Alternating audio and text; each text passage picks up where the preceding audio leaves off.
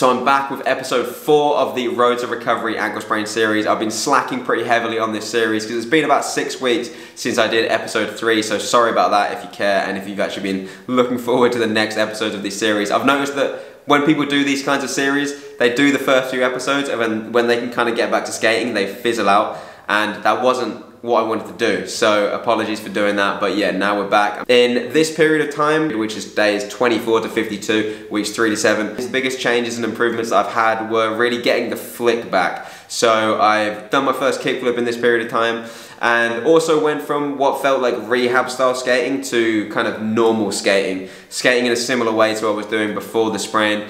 And I'm going to go over those two things and also cover the different mental challenges, the kind of mental aspects of the sprain and what I've done to work through those things. So let's get to it. So like I said in episode 3, I'd already got back a massive amount of range of motion, strength and stability in that part of the body. So my training was looking pretty much the same as it was pre-injury. Obviously I was still taking it easy and I wasn't razzing it high power with the different jump stuff. I was being progressive, like I've been saying 1,000 times.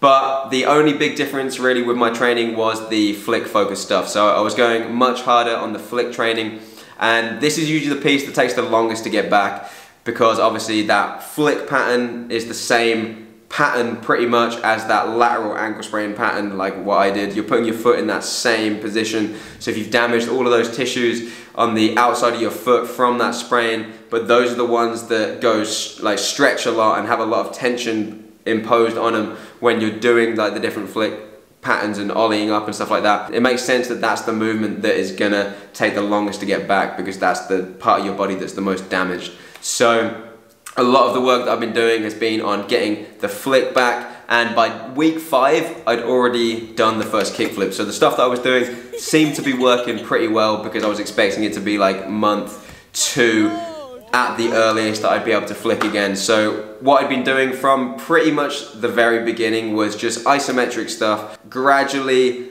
getting some range of motion back, doing some passive, really low intensity stretches, and then building strength in those new ranges of motion as they opened up, as the injury progressed. And then when I felt up to it, I started to do more actual flick style patterns. So kind of training the flick off the board first. And then little by little, starting to add more speed and more resistance, up to the point where it was similar to how I would actually be, say, doing an ollie or flicking on the board. This is where I think most skaters miss out, is specific flick focused stuff, because most ankle sprain programs that you're going to find online for other sports, you don't really need that flick pattern. Like, you don't really want to put yourself in that position in most activities in life because it's an ankle sprain position.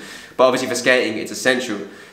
Then for the skaters that actually do train that flick motion, they're usually just doing like slow banded flick exercises, which can be a useful piece of the puzzle, but it's not going to get you back to 100% because it's just not fast enough and the motion just isn't the same as when you're actually flicking. The flick is real reactive. Your ankle's really like force stretched and then snap back, and you're just not getting that same kind of motion with those slow flicks. So you really need to be doing so much more, and so many skaters complain about not getting the flick back 100% after an ankle sprain, and this is one of the main reasons, just because they're not doing anything specific to like get that motion back. So like I said, week 5, day 37, I got the first kickflip, but it wasn't like from that moment I could then just kickflip fine, no worries every single day. I was just like drip feeding the foot a little bit of kick flipping every now and then, and in between I would practice just like flicking and not trying to land on the board, but I wouldn't like do a full-on flick because it's much more intense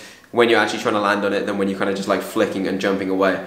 And that brings up an important point, that skating itself is an essential piece of the rehab process. Like, just doing flick exercises isn't going to be enough to get the flick back. You've got to be gradual with the way that you do it on your board as well. So for example, you start off with just like little baby ollies, and then you start doing more intense ones up to the point where they're pretty much the same as how you were doing before. Then maybe you would do like an ollie north or something like that, and then the next step would be flicking and kind of like flicking off to the side. So putting your foot kind of how like little kids do when they kick flip, and just really flicking lightly off the side of the board, and little by little moving it into your actual standard kickflip position, up to the point then when you can blast it and really try and like flick with full power.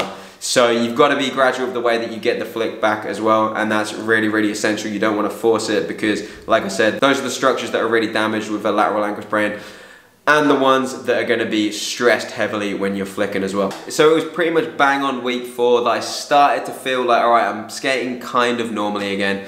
I got my first clip in the streets, if you can count it as a clip in the streets, but considering it had been so long, I'm counting it. It was the first skate when my ankle kind of felt normal again. And then from that moment, little by little, just kind of getting back to the normal style of skating that I was doing before. Although still keeping it pretty low impact. I haven't jumped down any stairs at all at this point.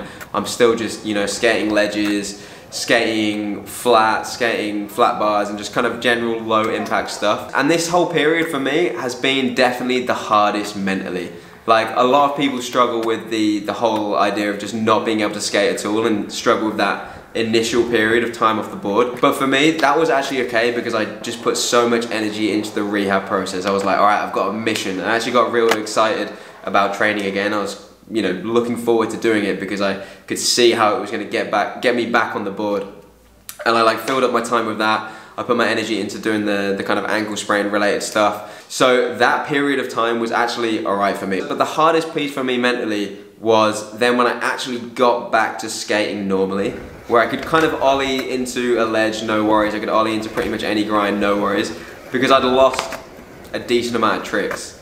And that was frustrating in the beginning, to be honest, because I'd be going out and skating and I'd be trying to do the stuff that I could normally do first try, and I just struggled. I didn't have the pop that I had before, and I could really sense like a drop in like the skating performance. And what helped me here is just massively trying to accept the situation, you know, like there's nothing I could do here. There's nothing I could do to force skating better. This was just the situation, and all I could do, the only thing that I could control was just being consistent with skating and trying to get back to that point that I was before. So I would just go out and I'd be like, all right, okay, I'm probably not gonna be able to skate how I wanna skate. What are some things that I can do that I'm still gonna enjoy, they're still gonna feel good, and I'm gonna be able to land pretty regularly. So I'd be like, all right, I'll go out and just do a bunch of 50-50s on the ledge. Maybe I'd do some long board slides on the flat bar or something like that. Just like little pieces that I could still do relatively comfortably and feel pretty confident doing, but were still fun. That still kind of like pushed me a little bit. And I think as well that confidence piece is such an important part of the way that you're getting back to skating, because you don't have as much control over that part of the body right now, so you don't want to be pushing it with tricks that you don't feel confident with. You know, you want to be relatively confident that you're going to be able to land the thing that you're trying. Otherwise, you're going to be doing little tweaks, you're going to have setbacks. And don't get me wrong here, I'm giving the advice, but as we all know, we're always much better at giving the advice than actually taking it. And I pushed it way too far many times. I've re-jolted it and tweaked it many times and taken many steps forwards and steps back throughout this whole process. So it's a really hard one to do, but just do your best to be aware when you're kind of losing that confidence, when you're losing focus, and then just dial it back. It's not worth pushing it. You're going to get back to 100% so much faster if you can try and control that a little bit. And yeah, for the mental side of things, just try and see what you can do and accept where you're at right now.